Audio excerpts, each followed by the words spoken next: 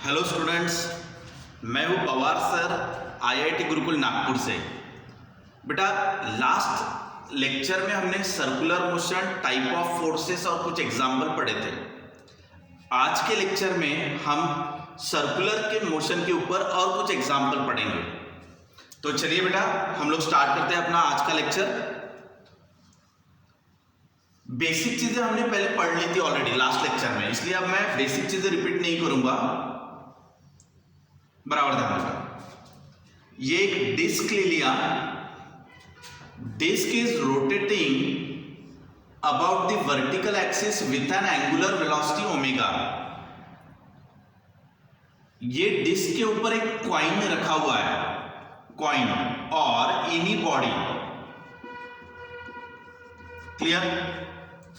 अब बेटा, ये हॉरिजॉन्टल डिस्क है और इसका ये वर्टिकल हुआ एक्सिस, और यहां पे कोई चीज रखी हुई है। फॉर एग्जाम्पल, ये वाला coin is kept on the disc and the disc is rotating about the vertical axis with an angular velocity omega. बेटा, जब भी ये चीज ऐसे गोल घूमेगी सर्कल में, तो सर्कल में अगर घूमेगी तो बाहर क्या एक्ट होगा? Centrifugal force. तो ये वाली चीज जब सर्कल में घूमेगी ऐसे, तो रेडियली आउटवर्ड, रेडियस से बाहर की तरफ क्या एक्ट होगा बेटा? Centrifugal force.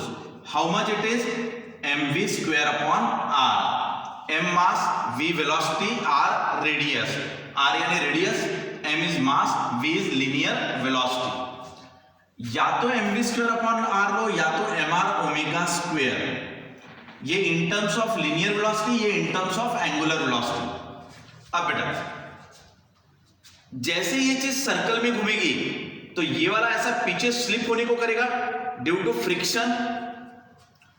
कॉइन का वेट mg एक्ट होगा वर्टिकली डाउनवर्ड। ये जो आपने कॉइन रखा हुआ है, तो ये कॉइन का वेट mg एक्ट होगा वर्टिकली डाउनवर्ड। इसका जो वेट होगा वो वेट ऐसे नीचे की तरफ एक्ट हो रहा होगा, mg वर्टिकली डाउनवर्ड। दो चीजें एक दूसरे के कांटेक्ट में है, तो वहां पर क्या एक्ट होगा? कांटेक्ट फोर्स यानी नॉर्मल फोर्स। तो ये हुआ नॉर्मल फोर्स। नॉर्मल फोर्स यानी क्या? Contact force.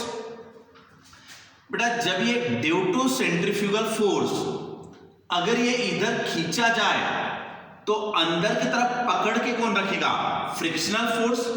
Frictional force is mu into N.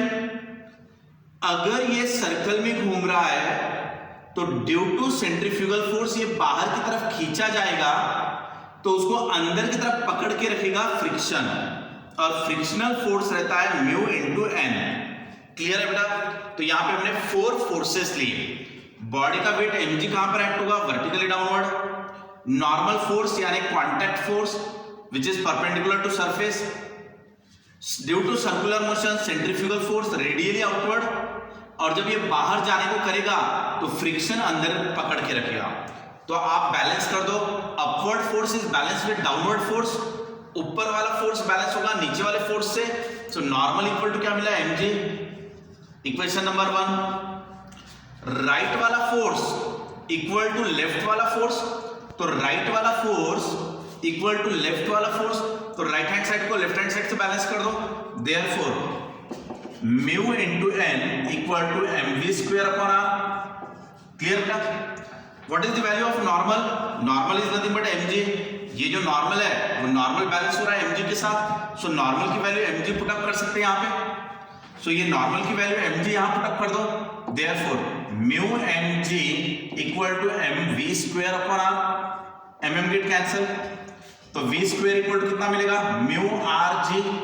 So v equal to कितना मिलेगा? Under root of mu rg। तो ये क्या हुआ बेटा? Linear velocity. तो ये लीनियर वेलोसिटी हुआ उसका।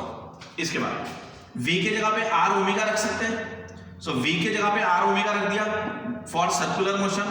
तो ये under root of mu rg। अब ये r को यहां पे भेज दो इस तरफ।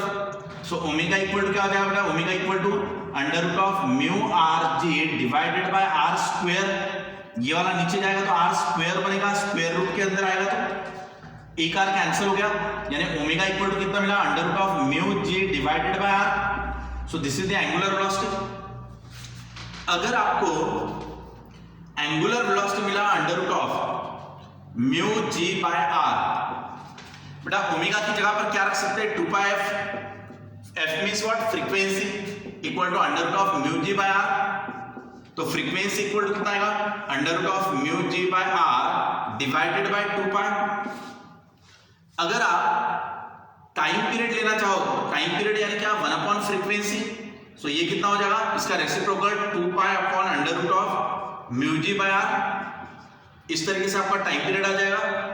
तो इस टाइप से आपको न्यूमेरिकल सॉल्व करना होगा, जिसमें आपको एंगुलर वेलोसिटी निकालो, लीनियर वेलोसिटी निकालो, फ्रीक्वेंसी निकालो, टाइम पीरियड निकालो, ये सब क्वेश्चन रह सकते हैं।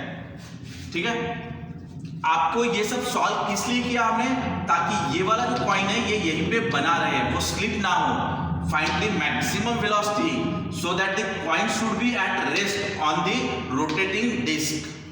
क्योंकि अगर आप ज्यादा स्पीड बढ़ाओगे तो ये बाहर चला जाएगा, आपको सिर्फ वो मैक्सिमम स्पीड निकालना है जहां पर वो बना रहेगा। बेटा अभी घाई मत करो, आपको अगला क्वेश्चन पढ़ेंगे, उस क्वेश्चन में भी सेम कंसेप्ट इस्तेमाल होंगे।